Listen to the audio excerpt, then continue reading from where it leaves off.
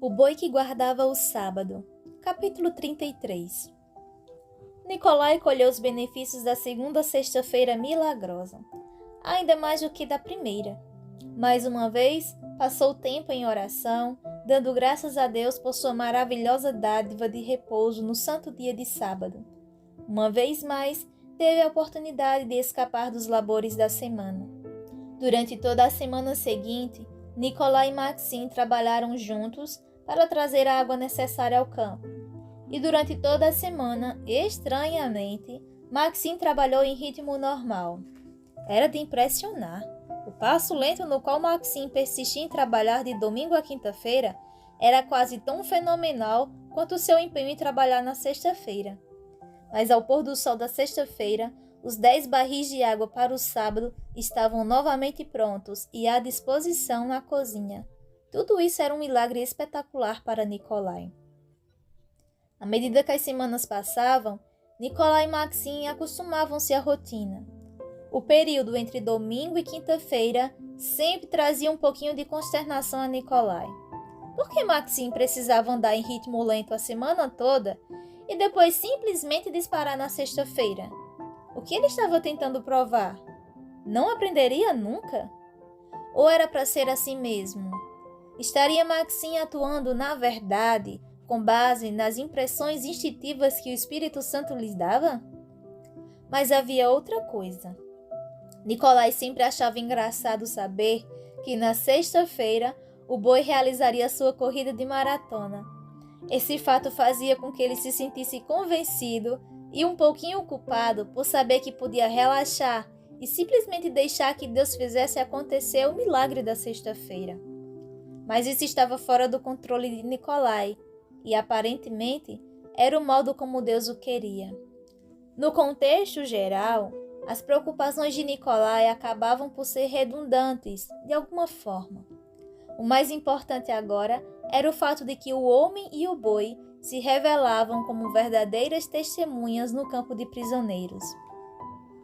O clima ficou mais fresco em agosto, com mais chuva do que Nicolai se lembrava de ter visto em anos anteriores.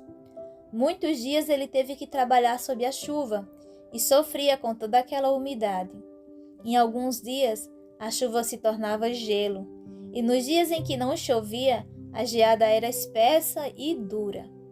Pétia emprestou-lhe uma capa de chuva, pela qual Nicolai se sentia agradecido. Que teria ele feito sem aquele amigo? Depois do trabalho, muitas noites, Nicolai passava tempo conversando com Pétia. Às vezes conversavam na cozinha, às vezes no alojamento. Por vezes conversavam até tarde da noite, mas conversavam cada vez menos sobre a vida na prisão e cada vez mais sobre coisas eternas. Certa noite, na cozinha, Pétia foi direto ao ponto. Você tem sido uma grande inspiração para mim desde que chegou a esse campo. Você tem sofrido tanto por Deus, mas ainda é fiel a Ele. A esperança que você trouxe a todos nós me inspira. Pétia olhava para o chão solenemente. Você pode me ajudar a encontrar essa paz que você carrega consigo aonde quer que vá? Eu também quero o poder dessa paz na minha vida. Nicolai pôs a mão no ombro de Pétia. Creia no Senhor Jesus Cristo, disse ele.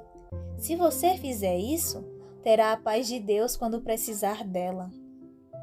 Você já disse isso antes? Pétia ergueu os olhos para Nicolai sem acreditar. É verdade mesmo que pode ser tão simples? Deus a tornou simples, Pétia. Ele não deseja que alguém pereça. Confia em mim. É a única coisa que sempre me deu coragem para viver por ele cada dia. Nicolai esfregou os olhos cansados. Pétia apagou a lamparina, a querosene, e depois fechou a porta da cozinha. Quando os dois homens saíram para dentro da noite, a luz estava cheia, subindo rapidamente do horizonte.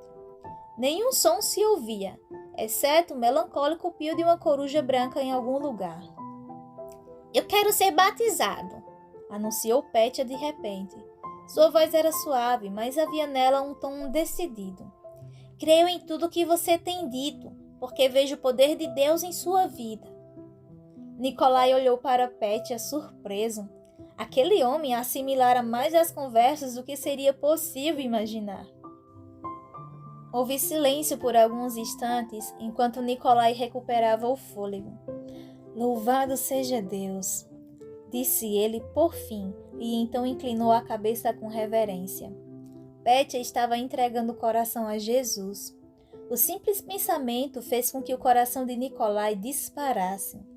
Seria esse o seu primeiro converso na Sibéria? Após 3 longos anos naquele campo de prisioneiros, seu labor estaria finalmente produzindo frutos? Haveria algum jeito de você me batizar? Continuou Petya. Sim, é claro, respondeu Nikolai rapidamente. Porém, aquilo era mais uma tentativa de tranquilizar a si mesmo do que a Petya. Onde acharemos água suficiente? Bem, temos a água que trazemos ao campo, pensou Nikolai por um momento. Mas os barris não são grandes o suficiente para submergir você dentro deles. E a fonte? Lá existe água suficiente? Sim, é claro, mas não é profunda.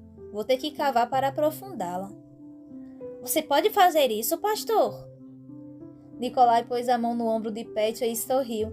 Era a primeira vez que Petya se referia a ele pessoalmente como pastor. Vamos dar um jeito, Petya. Vou cavar para aprofundar a fonte. Talvez um pouquinho, toda vez que for à fonte para encher os barris.